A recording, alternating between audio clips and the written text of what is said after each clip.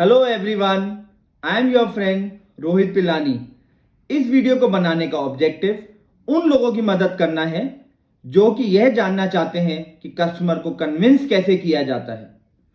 आप में से कितने लोगों को लगता है कि कस्टमर को कन्विंस करना आसान है और कितने लोगों को लगता है कि कस्टमर को कन्विंस करना मुश्किल है।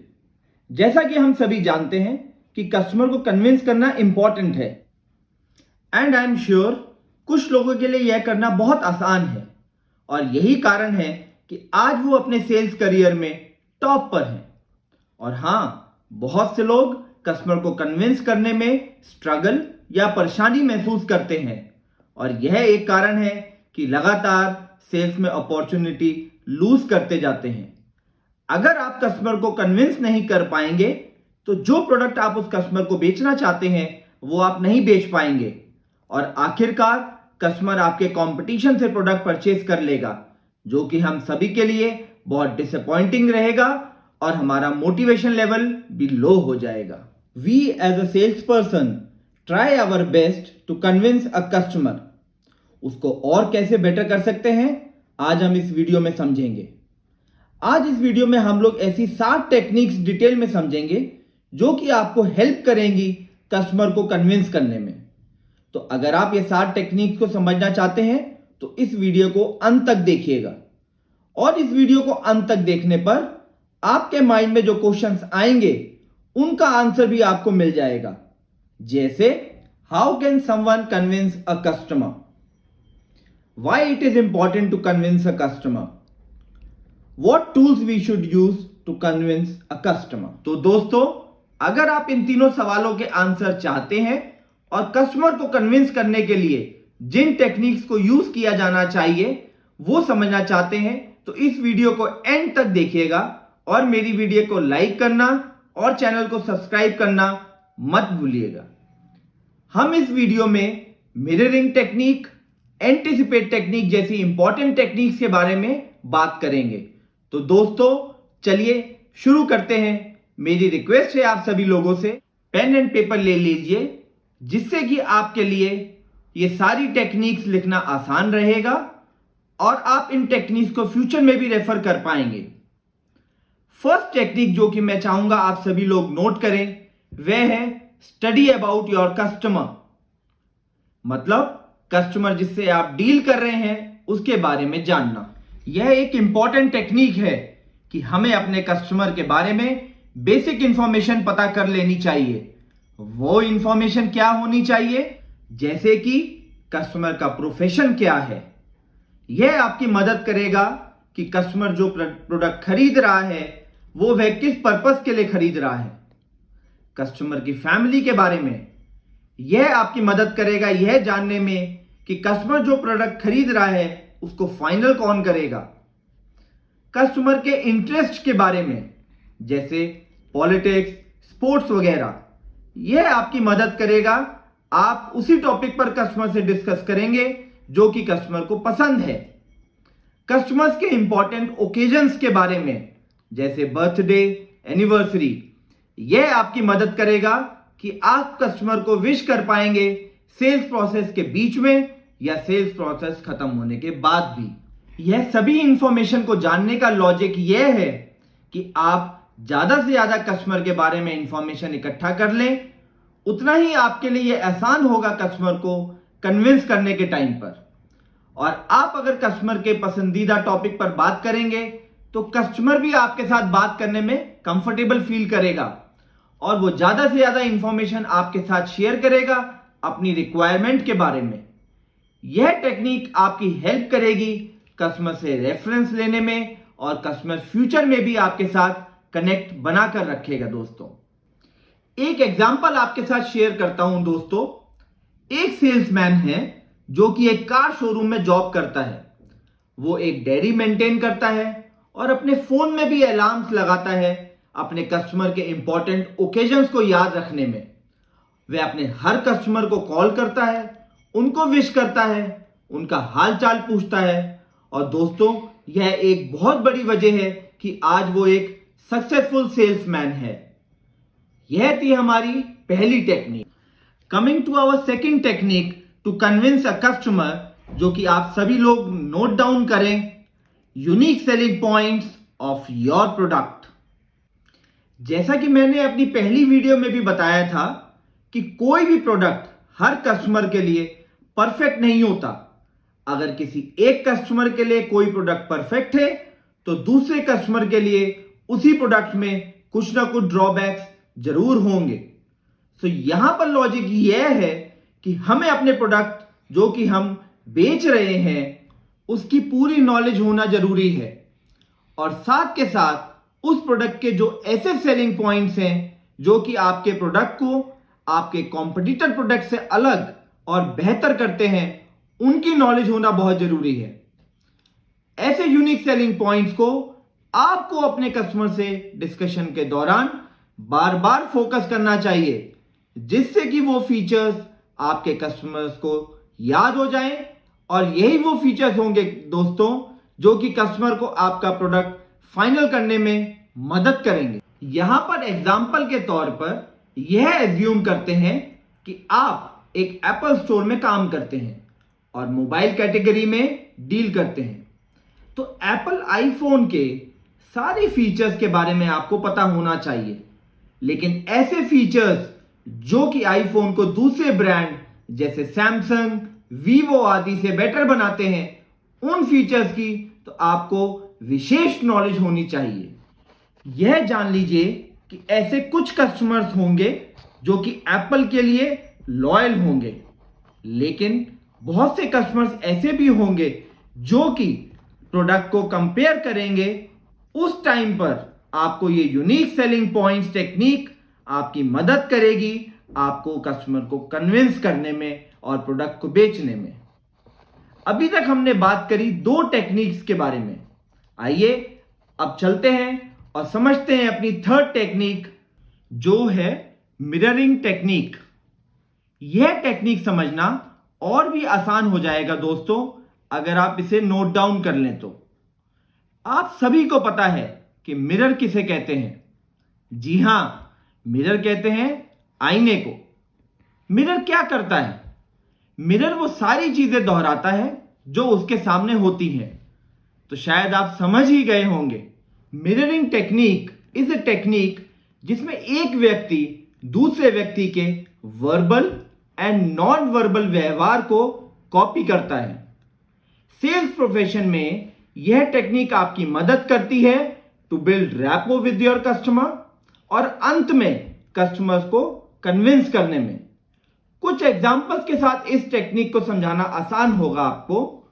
जैसे अपने सिर को इस तरीके से हिलाइए को कस्टमर को लगेगा कि आप उसकी हर बात को सुन रहे हैं और समझ रहे हैं।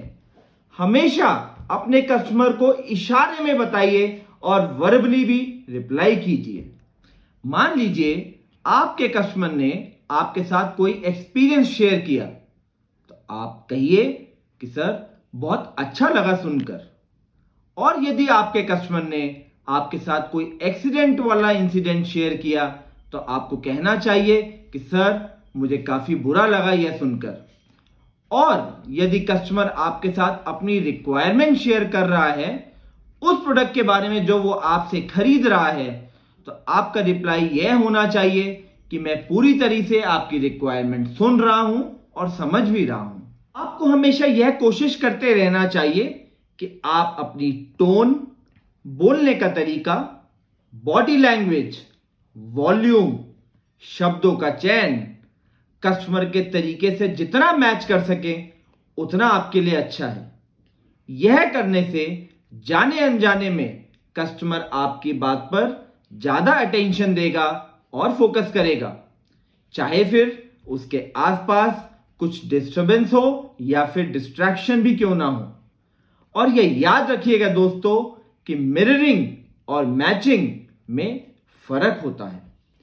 चलिए दोस्तों, अब बात करते हैं अपनी फोर्थ टेक्निक, जो कि है identify your major risk factors. जैसा कि हमने पहले भी बात की है कि कोई भी प्रोडक्ट इस वर्ल्ड में परफेक्ट नहीं है, तो हमारे लिए यह जानना बहुत जरूरी है कि हमारे प्रोडक्ट के वीक पॉइंट्स कौन से हैं। और आपको यह सलाह दी जाती है कि आप अपने प्रोडक्ट के वीक पॉइंट को खुद ही कस्टमर को बताइए, और वो भी इस तरीके से कि कस्टमर को लगे कि यह भी एक बेनिफिट है। अगर आप इन वीक पॉइंट्स को छुपाएंगे तो कंपटीशन उन पॉइंट्स को कस्टमर को बताकर अपना प्रोडक्ट बेचने में कामयाब हो जाएगा। कुछ वीक पॉइंट्स ऐसे हो सकते हैं जिनका आपके पास कोई ठोस जवाब ना हो, और याद रखिएगा ऐसे पॉइंट्स हमेशा कंपटीशन ही बताता है, क्योंकि कंपटीशन ने भी आपके सारे पॉइंट्स के बारे में स्टडी कर रखी है।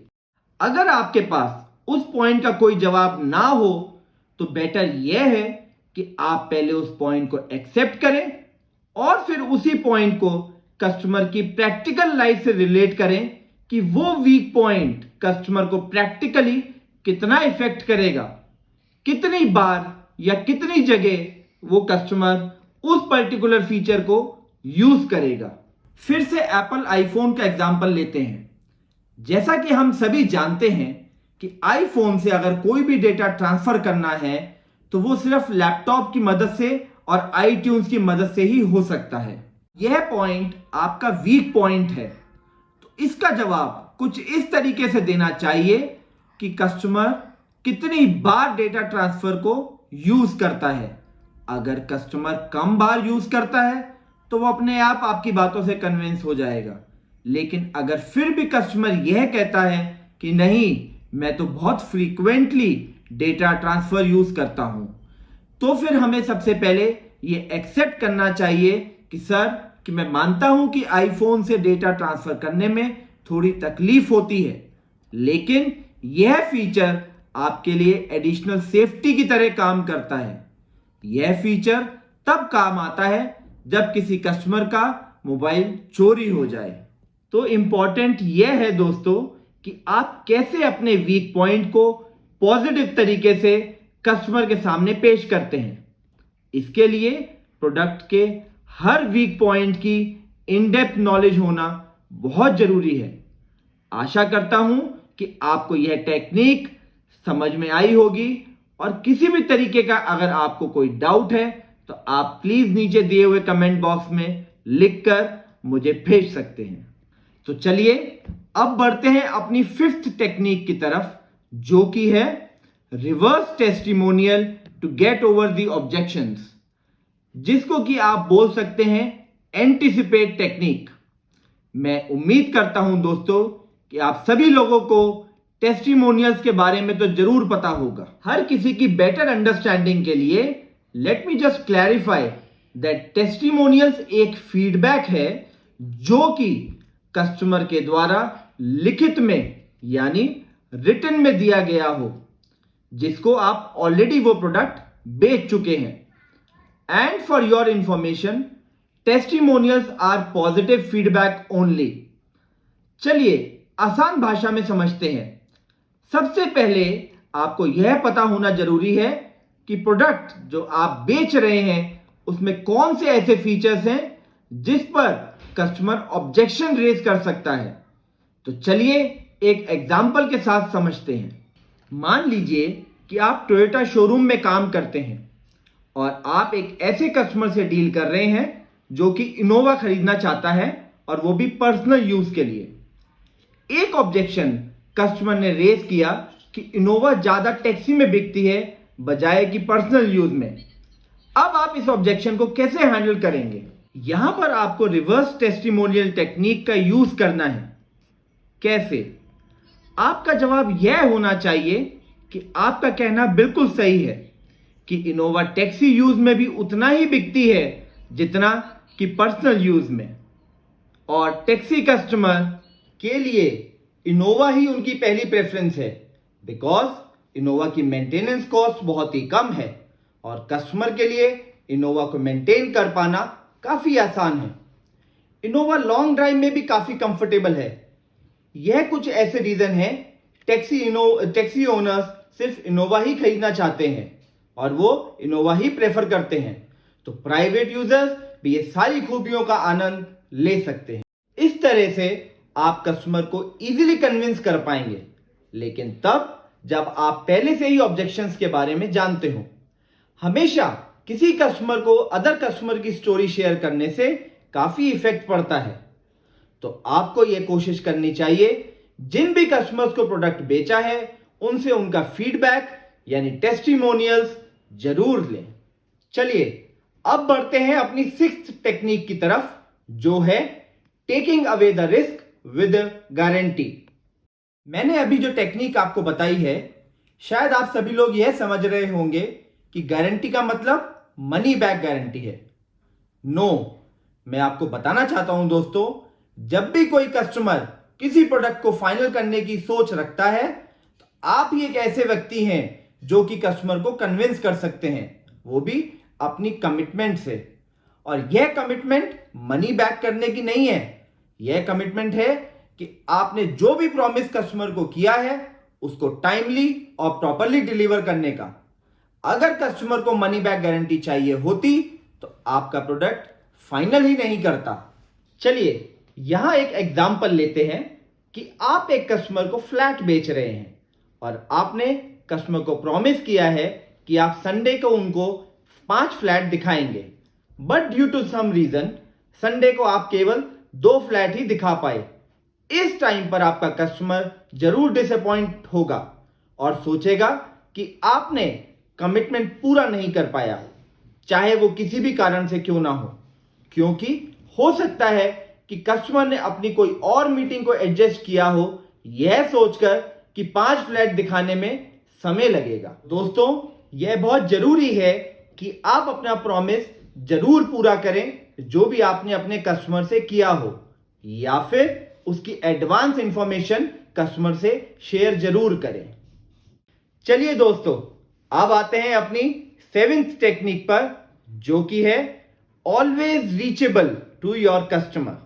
मान लीजिए कि ड्यूरिंग सेल्स प्रोसेस आपके कस्टमर के माइंड में कोई भी डाउट है तो वो किसको सबसे पहले अप्रोच करेगा? नो डाउट आपको, बिकॉज आप ही एक ऐसे व्यक्ति हैं जो कस्टमर के किसी भी डाउट को जल्द से जल्द दूर करने में सक्षम है।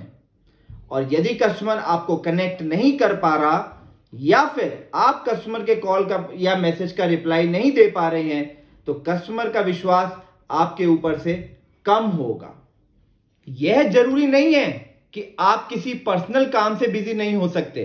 डेफिनेटली आप अपने पर्सनल काम से बिजी हो सकते हैं, लेकिन अगर कस्टमर आपको कांटेक्ट करने की कोशिश कर रहा है तो आपकी ड्यूटी यह बनती है कि आप या तो कस्टमर को कॉल बैक करें या फिर उसको मैसेज कर दें कि आप उसको थोड़ी देर में कांटेक्ट करेंगे। कस्टमर आपकी सिचुएशन को जरूर समझेगा और आपकी कॉल बैक की वेट करेगा। यह बहुत लाजमी है कि ड्यूरिंग सेल्स प्रोसेस कस्टमर की एक्साइटमेंट काफी होती है नए प्रोडक्ट को खरीदने को लेकर, तो हमें इसको अप्रिशिएट करना चाहिए और हमारी यह ड्यूटी बन जाती है कि कस्टमर को कोई भी डाउट है तो हम उसे जल्द से जल्द दूर करें। तो दोस्तों, यह था मेरा analysis on how to convince a customer to increase your sales. Definitely market में और भी कई टेक्निक्स हैं जिनको कि आप रेफर कर सकते हैं, बट यह टेक्निक्स मैंने अपने एक्सपीरियंस से समझी है और आपको समझाने की कोशिश कर रहा हूं। आप सभी का एक बार फिर से धन्यवाद करता हूं मेरी वीडियो को देखने के लिए, और आशा करूंगा कि अगर आपका कोई भी फीडबैक है तो आप जरूर शेयर करेंगे। और अगर आप चाहते हैं कि मैं किसी पर्टिकुलर टॉपिक के ऊपर कोई वीडियो बना के आप लोगों के साथ शेयर करूं तो आप प्लीज अपना टॉपिक मेरे साथ शेयर करें, मैं डेफिनेटली उसके ऊपर वीडियो बनाऊंगा। मैं आप सभी से रिक्वेस्ट करूंगा कि मेरी वीडियो को लाइक करें और चैनल को सब्सक्राइब करें। मैं और भी इंटरेस्टिंग टॉपिक्स पर जल्दी वीडियो लेकर वापस आऊंगा आप सभी के बीच में, जो कि आपकी मदद करेगा आपका सेल्स में करियर बनाने में और ज्यादा से ज्यादा पैसे कमाने में। तो जुड़े रहने के लिए धन्यवाद। मैं आशा करता हूं आप सभी सेफ रहें और स्वस्थ रहें।